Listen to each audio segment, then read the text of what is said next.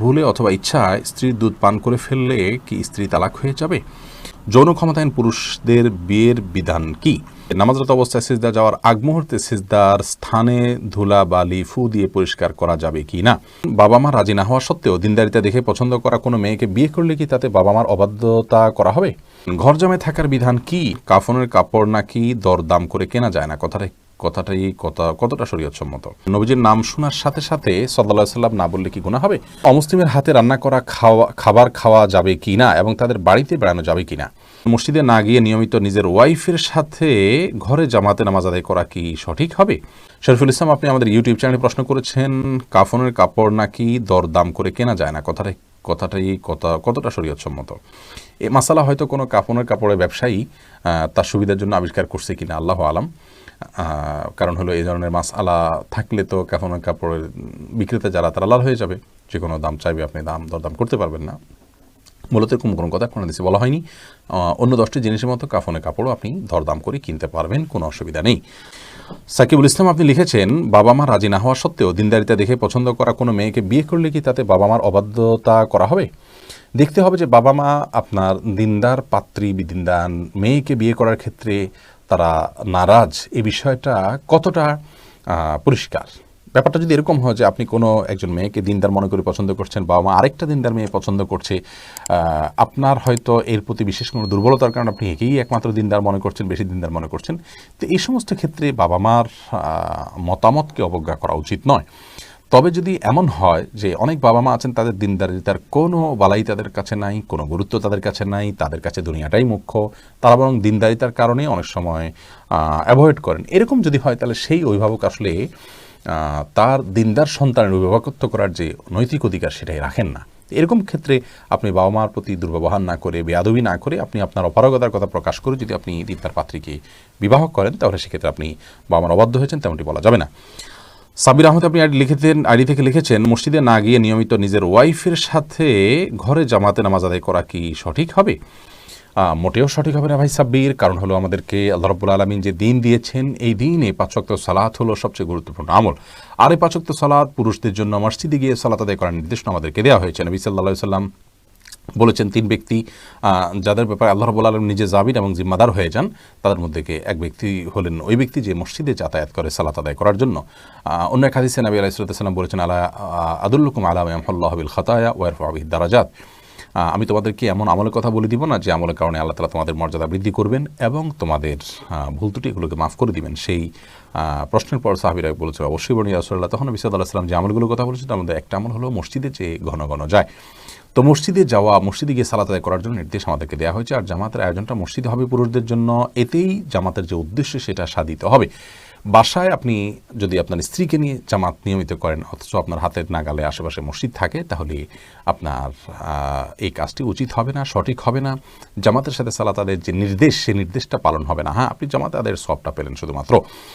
অবশ্য এ বিষয়ে রদ্দুল মুখতারের যে ফতোয়া রয়েছে সেই ফতোয়া কিন্তু আমরা সামনে রাখি, তাহলে সেক্ষেত্রে দেখতে পাই যে যদি আপনার পরিবার পরিজনের সদস্য যারা আছেন তাদেরকে নিয়ে আপনি জামাতের আয়োজন করেন, ধরুন মসজিদ দূরে আপনি আপনার বাসা বাড়িতে বা আপনার বিল্ডিংয়ে যারা আছে তাদেরকে নিয়ে আপনি সালাতের আয়োজন করলেন, জামাতের আয়োজন করলেন সবাইকে নিয়ে, তাহলে এটা মাকরুহ হবে না।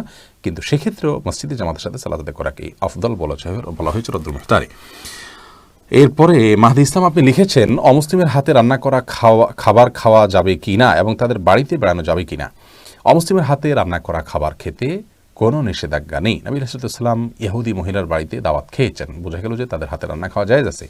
আপনি কি খাচ্ছেন সেটি হলো বিষয়। যদি খাবারটি হালাল হয় তাহলে অমুসলিমের হাতেও খেতে পারেন, আর যদি খাবারটি হারাম হয়, সেটা যদি কোনো ভালো ইমাম সাহেব, মক্কার ইমাম সাহেবও রান্না করেন, সেটা আপনার জন্য খাওয়া জায়েজ হবে না। দেখতে হবে যে খাবারটা হালাল কি হারাম, সেটি হলো মূল বিষয়। এরপর এমডি মাহমুদ হাসান, আপনি লিখেছেন, নামাজরত অবস্থায় সিজদা যাওয়ার আগ মুহূর্তে সিজদার স্থানে ধুলা বালি ফু দিয়ে পরিষ্কার করা যাবে কি না? একান্ত প্রয়োজন না হলে এটি করবেন না, এবং এটি করতে গিয়ে অনেক সময় আমলে কাসির হয়ে যায়, অর্থাৎ আপনি এত বেশি ফু দিচ্ছেন। অনেককে দেখা যায় যে সিজদা যেতে গিয়ে এত বেশি ফুটা দিচ্ছেন আশেপাশে, তিনি আমলে কাসির করে ফেলছেন, অর্থাৎ তাকে একজন দর্শক দেখে নামাজে আসেন নাকি এমনিতে তিনি জায়গা পরিষ্কার করছেন, এটা নিয়ে সন্দেহের মধ্যে পড়ে যায়। এত বেশি যদি তার নামাজের অবস্থা থেকে হাইয়াত থেকে তিনি সরে যান, তাহলে সেক্ষেত্রে তার নামাজ কিন্তু বিশুদ্ধ হবে না এবং নামাজ নষ্ট হয়ে যাবে। আর যদি এত বেশি মানে তিনি নড়াচড়া না করেন বা খুব আলতোভাবে ফু দিয়ে জায়গা পরিবর্তন করেন, পরিষ্কার করেন, তাহলে সেটা জায়েজ হবে। যদি এত ধুলাবালি হয় যে নিঃশ্বাসের সাথে তার নাকে ঢুকবে, তিনি ক্ষতিগ্রস্ত হবেন, অসুস্থ হবেন, এরকম আশঙ্কা থাকে, তাহলে এটি করা যেতে পারে। হাত দিয়ে একটু সরা দিলেন বা আপনি নাক দিয়ে ফু দিলেন, এটি জায়েজ আছে। কিন্তু একান্ত যদি জরুরি না হয়, তাহলে শুধুমাত্র সূচিবায়ের কারণে বা অতি শৌখিনতার কারণে এমনটি করা সালাতের যে সৌন্দর্য সেটাকে নষ্ট করে দেয়। মির্জা কাফি আপনি লিখেছেন, ঘর জামায় থাকার বিধান কি? ভাই, ঘর জামায় থাকতে শরীয়ত নিষেধ করেনি আমাদেরকে। এবং আল্লাহ নবী শুআয়ব আলাইহিসসালামের ঘরে আল্লাহ নবী মুসা আলাইহিসসালাম ঘর জামাই হিসেবে 10 বছর বা তারও বেশি সময় কাটিয়েছেন। তো বিষয়টি যদি নাজায়েজ হতো তাহলে তিনি এটি করতেন না, এবং কোরআনে আল্লাহ তাআলা তার বিবরণ উল্লেখ করেছেন। তাছাড়া কোরআন হাদিসে কোথাও শ্বশুর বাড়িতে থাকা যাবে না বা শ্বশুর বাড়িতে নিজের আবাসন হিসাবে থাকা যাবে না এমন কোনো কথা বলা হয়নি। তবে হ্যাঁ, ঘর জামাই হিসাবে কেউ যদি থাকছে অ্যাজ এ যৌতুক হিসাবে যদি সেখানে থাকে, ধরুন কারণ মেয়ে বিয়ে করেছেন, শর্তই হলো যে তাকে সেখানে বাড়ি দিতে হবে, গাড়ি দিতে হবে, ফ্ল্যাট দিতে হবে, সেখানে সে যা উঠবে, শর্ত দিয়ে যদি সে যৌতুক হিসাবে সেখানে আদায় করে নেয় সেটি, তাহলে তো সেটি গুনাহ হবে, এতে কোনো সন্দেহ নেই। যৌতুকের যে বিধান সেটি এখানে প্রযোজ্য হবে, অর্থাৎ গুনাহ হবে, তার জন্য এটি জায়েজ হবে না। আর যে শ্বশুর পক্ষই বরং আবদার করে, অনেক সময় দেখা যায় যে কোনো বাবার একমাত্র কন্যা সন্তান আছে, সেই কন্যা সন্তানকে তিনি চান যে তার মেয়েকে যেখানে বিয়ে দেওয়া হোক সাথে রাখবেন, পাশে রাখবেন। তো জামাই যদি রাজি হয়, তাকে ঘর জামাই রাখা হয়, তাহলে সেক্ষেত্রে শরীয়তের কোনো নিষেধাজ্ঞা যেহেতু এখানে লঙ্ঘন হচ্ছে না এবং কোরআন হাদিসে কোথাও যদি নিষেধ করা হয়নি, অতএব এটি হারাম বা নাজায়েজ বা গুনাহের কারণ হওয়ার কোনো যৌক্তিকতা থাকতে পারে না। আহসান অনিদ্রা এআরি থেকে আপনি লিখেছেন, যৌন ক্ষমতাহীন পুরুষদের বিয়ের বিধান কি? যারা যৌন ক্ষমতাহীন তাদের জন্য বিবাহ করা জায়েজ নয়। কারণ নবী করিম সাল্লাল্লাহু আলাইহি ওয়াসাল্লাম সহিহ বুখারী মুসলিম হাদিসে বলেছেন, মান ইসতাতা মিনকুমুল বাআতা ফালিয়াতাযাওয়াজ, যার সক্ষমতা আছে বিবাহ করার তিনি বিবাহ করবেন। যৌন ক্ষমতা যদি কারণ না থাকে, তাহলে সেক্ষেত্রে তিনি বিবাহ করলে একজন নারীর অধিকার নষ্ট হবে, খর্ব হবে, সেই অধিকার কোনো পুরুষকে দেওয়া হয়নি। বিধায় তিনি ইচ্ছাকৃত কোনো নারীকে বঞ্চিত করা তার হক থেকে, অধিকার থেকে, এই সুযোগ তার নাই, সেজন্য এটি জায়েজ নয়। ফারজান হোসেন আপনি লিখেছেন, জুমার দিনে কি ফরজের সালাতে নির্দিষ্ট সূরা দিয়ে নামাজ পড়তে হবে? অবশ্য আগের প্রশ্ন উত্তরে একটু বলি যে যৌন ক্ষমতা না থাকার পরও যদি তিনি বিয়ে করেন, তার স্ত্রী যদি যৌন চাহিদা পূরণের প্রয়োজন না থাকে, অথবা স্ত্রী যদি স্যাক্রিফাইস করেন, তাহলে সেক্ষেত্রে এটি তার জন্য অবশ্যই জায়েজ হবে। অর্থাৎ এখানে স্ত্রীর অধিকার বিষয়টা ইসলাম দেখবে, এটি হলো মূল বিষয়। ফরজান হোসেন আপনি লিখেছেন, জুমার দিনে কি ফরজের সালাতে নির্দিষ্ট সূরা দিয়ে নামাজ পড়তে হবে? আপনি বোধহয় ফজরের সালাতের কথা বলেছেন। জুমার দিন ফজরের সালাতে প্রিয় নবী সাল্লাল্লাহু আলাইহি ওয়াসাল্লাম প্রথম রাকাতে সূরা আলিফ লাম মিম সেজদা আর দ্বিতীয় রাকাতে সূরা দাহার এটি তেলাওয়াত করতেন। এটি বুখারী শরীফ ইবনে হাদিসে বর্ণিত হয়েছে। এবং এরও বিশেষ কারণ আছে যে সারা সপ্তাহ ধরে আমাদের যে রসদ জোগাড় করতে হয়, সারা সপ্তাহ ধরে আমাদের যে আপনার কি বলে এটাকে, আমাদের যে ইমানের জন্য যে আপনার পুঁজি সংগ্রহ করতে হয়, সেটা এই দুইটা সূরার মধ্যে রয়েছে।